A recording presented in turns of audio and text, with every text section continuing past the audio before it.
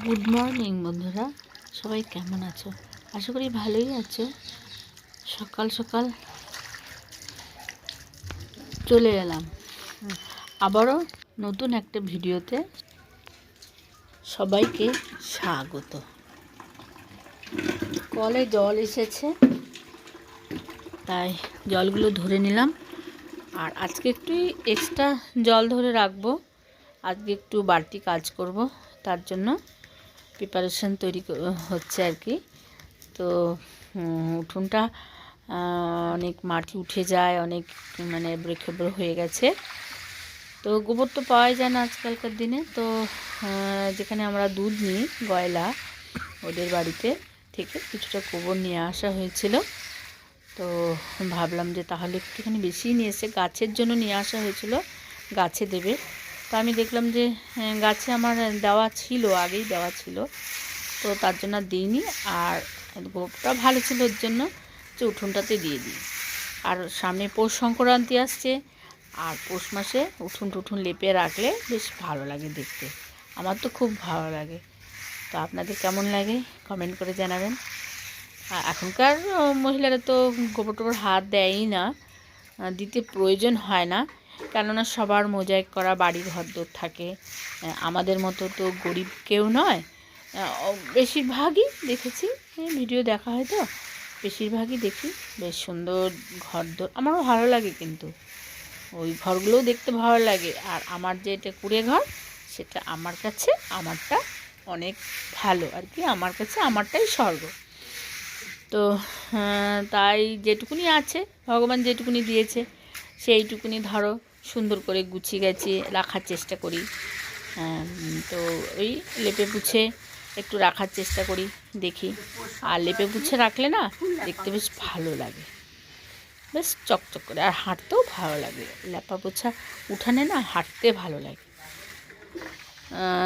তো এই যে শুরু করে দিয়েছি সকাল থেকে। খাটনি আছে কিন্তু। আগে তো অত অত আগেও করতাম। হ্যাঁ, কিছুদিন হলো কিছুই গোবর টোবর পাওয়া যায় না, দেবো কী করে? উঠোনে দেওয়া যায় না, তো পাওয়া যায় না কারো কাছে। এখানে আশেপাশে কারো গরুও নেই, আর রাস্তাতেও তো পাওয়া যায় না। তো যেখানে আমরা দুধ নিই সেখান থেকেই হাজব্যান্ডটি এনে দিয়েছে। দুধ না হয় গয়লাদের বাড়ি, সেখান থেকে আনা হয়েছে। আর আমার বাপের বাড়িতে তো গরু আছে, আগের ভিডিওতে দেখিয়েছি। বাপের বাড়িতে কোনো জিনিসের অভাব নেই, শুধু মানুষেরই অভাব। মা তো একাই থাকেন, সবসময় মায়ের কথা মনে হয়। মাকে বলেছি আসতে, কিন্তু আসে না, কোনোদিন আসে না। কখনো যদি আসে তো ওই একদিনের জন্য আসে, হয়তো এই বেলা এলো, তো ভোরবেলায় আবার চলে যায়। দুদিন থাকার মায়ের সময় নেই। আসলে কি, বাড়িতে অবলা জাত গরু থাকলে না কোথাও যেতে পারে না। তাদেরকে কে খেতে দেবে? তারা না খেয়ে থাকবে, তাদেরকে খেতে দিতে হবে, এই চিন্তা করে আর কি মা কোথাও গিয়ে রাত কাটায় না। খুব কম, বোনের বাড়িতেও তাই, বোনও খুব রাগারাগি করে। তো যাই হোক, আজকে মানে আজকে প্রতিজ্ঞা করেছি যে আজকে আমি উঠোনটা লেপেই ছাড়ব।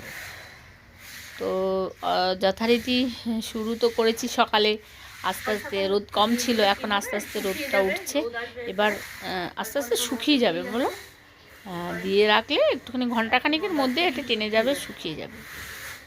ছেলে নেই, ছেলে গেছে রান প্রতিযোগিতা ছিল, রান আর কি হাঁটার, তো সেখানে গেছে। আমি একাই ঘরে আছি, হাজব্যান্ডও আছে। তো এই যে মোটামুটি কমপ্লিট আমার হয়েই গেল, আর হবে না, এইটুকুই হলো ব্যাস। তো খাটনি আছে গো, খুব খাটনি, কিন্তু সুন্দর করে রাখতে গেলে একটু তো খাটতে হবেই। ঘরদোর যদি একটু সুন্দর করে রাখতে হয় তাহলে তো করতেই হবে। আর এটা তো গোবর, তো ঘেন্নার কিছু নেই। অনেকেই ঘেন্না করে, গোবরে হাত দেয় না, কিন্তু আমার আবার ওই রকম নয়। গোবর তো, গরু তো ভগবতী দেবী, বলো, 33 কোটি দেবতা গরু, ঘেন্না কেন করব? তো হাজব্যান্ড বাজারে গেছিলো, বাজার থেকে চলে এলো। কি বাজার এনেছে দেখি।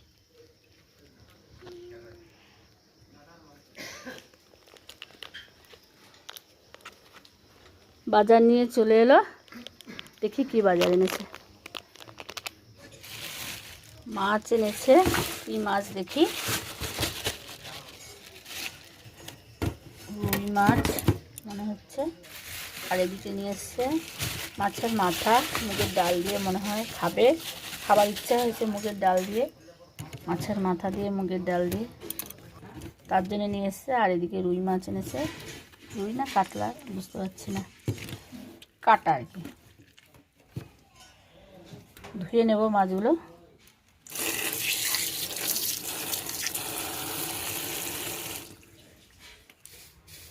মাছ ধোয়া হয়ে গেল, মাথাগুলো ধুয়ে নিয়েছি। এবারে কি রান্না করবো আর কি দেখি, জিজ্ঞাসা করি হাজব্যান্ডকে, জিজ্ঞেস করি কি দিয়ে খাবে, কি রান্না করব। মাছের ঝাল খাবে, না মাছের কালিয়া খাবে, না মাছের মাথা দিয়ে মুগের ডাল খাবে, না মাছের বাঁধাকপি খাবে মাছের মাথা দিয়ে, একবার জিজ্ঞেস করি। মাছ কি দিয়ে রান্না করব? মাছ, আলু, বেগুন, টমেটো, কাঁচা লঙ্কা এইসব দিয়েই করো। আর মাছের মাথাটা কি দিয়ে খাবে? মুগের ডাল না বাঁধাকপি? বাঁধাকপি দিয়েই ভালো হবে, শীতকাল আছে। বাঁধাকপি অনেক, কালকে বাঁধাকপি খেলে আজকেও বাঁধাকপি খাবে? যা হোক, যা করবে মুগের ডাল তাই করো। আচ্ছা।